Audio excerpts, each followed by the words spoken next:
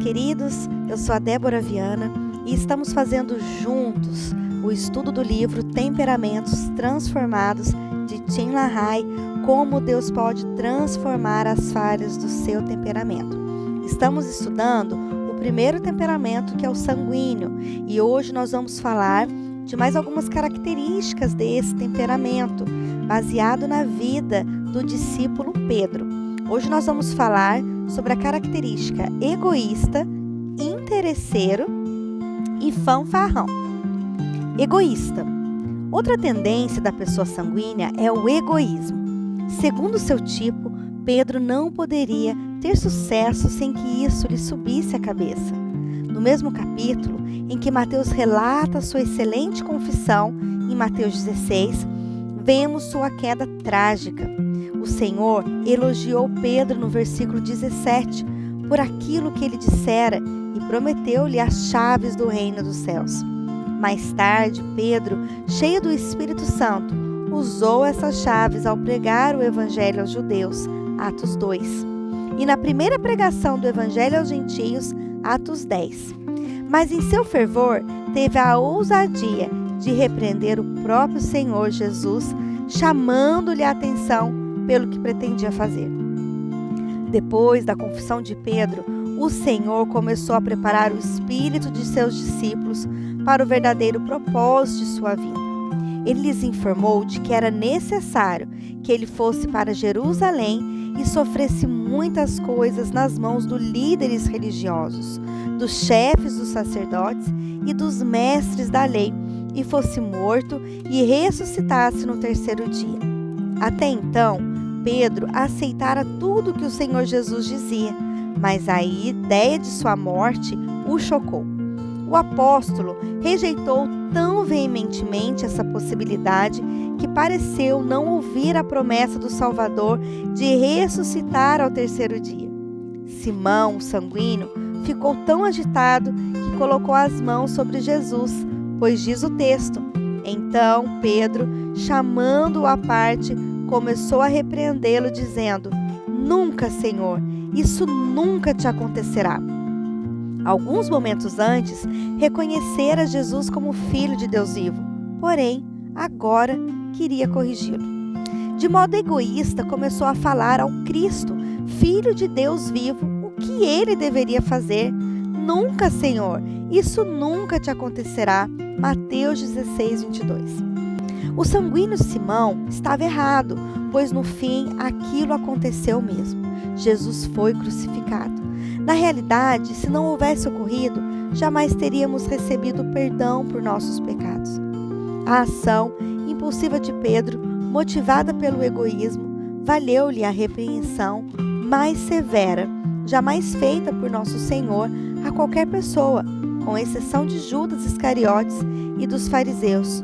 Voltando-se para Pedro, disse: para trás de mim, Satanás, você é uma pedra de tropeço para mim, e não pensa nas coisas de Deus, mas nas dos homens.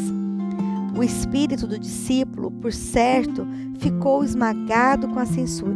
A Bíblia não diz, mas muito provavelmente ele terá ficado desnorteado por algum tempo. Geralmente os sanguíneos são assim mesmos, tendem a se ofender com facilidade, mesmo que se recomponham dali a pouco. Essa história nos dá uma excelente ilustração de um problema comum a todo sanguíneo. A tendência egoísta de Pedro o tornava vulnerável aos dardos de orgulho do diabo. O Senhor revelou que Satanás era o autor daquelas palavras. Anos mais tarde, Pedro deu instruções em sua primeira epístola, 5, de 5 a 9, que lembram esse evento. Ele tratara o diabo como um leão bramando, buscando a quem possa tragar. Ao lermos esse texto, pensamos no diabo tentando fazer com que os cristãos neguem ao Senhor, cometam adultério ou qualquer outra forma grosseira de pecado. Mas Pedro estava descrevendo e escrevendo a respeito da humildade. Humilhem-se debaixo da poderosa mão de Deus. Pedro sabia por experiência própria que o diabo ruge ao nosso redor, procurando atiçar as inclinações egoístas para que se transformem em orgulho, mas a arrogância será abatida.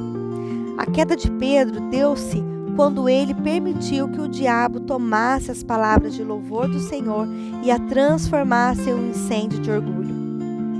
Quando damos lugar à soberba, extinguimos o Espírito Santo em sua obra interior, e logo essa falha se expressa em ação desonrosa para Cristo.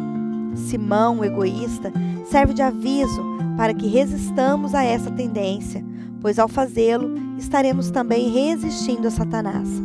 A propósito, os sanguíneos não mantêm um monopólio sobre esse tipo de fraqueza. Interesseiro. Por natureza, o sanguíneo é muito generoso. Se vê alguém passando necessidade, sua reação emocional geralmente é de compaixão. Durante a Grande Depressão Financeira dos Estados Unidos, o sanguíneo meu pai, com esposa e 3 filhos em casa, ficou tão comovido ao ver um menino faminto que impossivelmente deu-lhe seu último vintém. Essa foi uma generosidade louvável, motivada pelo coração e não pela mente. Sem dúvida, Pedro era assim, mas há também no sanguíneo uma forte tendência de sentir-se inseguro. Essa ansiedade, juntamente com um desejo de projeção pessoal, motivou Pedro a fazer um pedido em seu próprio interesse. O Senhor Jesus usou o jovem rico como exemplo para ensinar a seus discípulos o quanto é difícil para quem ama seus bens terrenos entrar no reino do céu. Então Pedro lhe respondeu: "Não deixamos tudo para seguir-te. Que será de nós?" Mateus 19, 27. Provavelmente esse pensamento egoísta não foi só de Pedro, mas tinha de haver um sanguíneo para colocá-lo em palavras.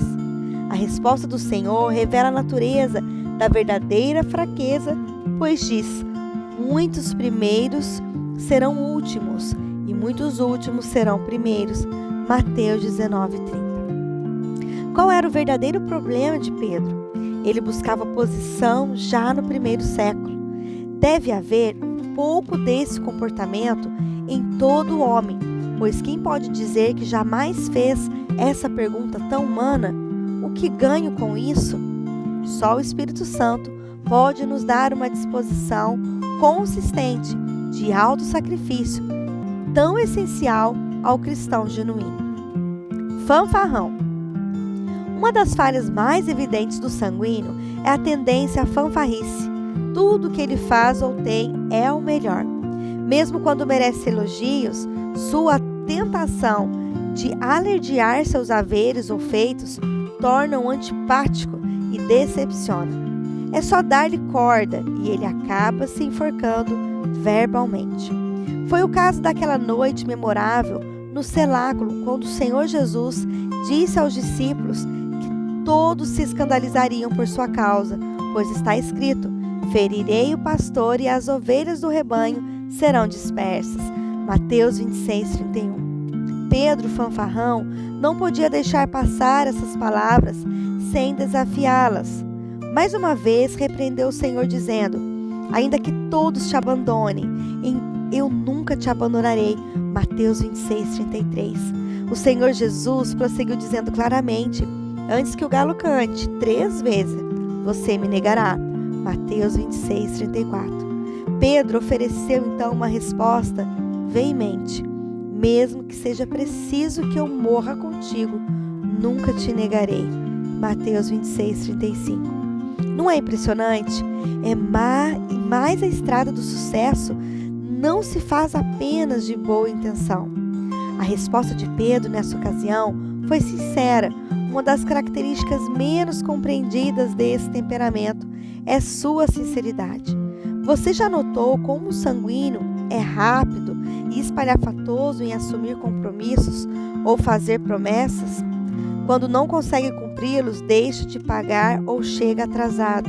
Fica conhecido como mentiroso, relapso. Na realidade, entretanto, é comprometido e bem sincero, ou melhor, sinceramente sanguíneo. No cenáculo, ser fiel a Jesus era de sua importância para Pedro, e foi muito fácil prometer por estar na presença do Senhor, mas é uma característica dessa personalidade se deixar levar pelas circunstâncias do homem. E longe do Senhor, o discípulo não foi capaz de cumprir o que prometera.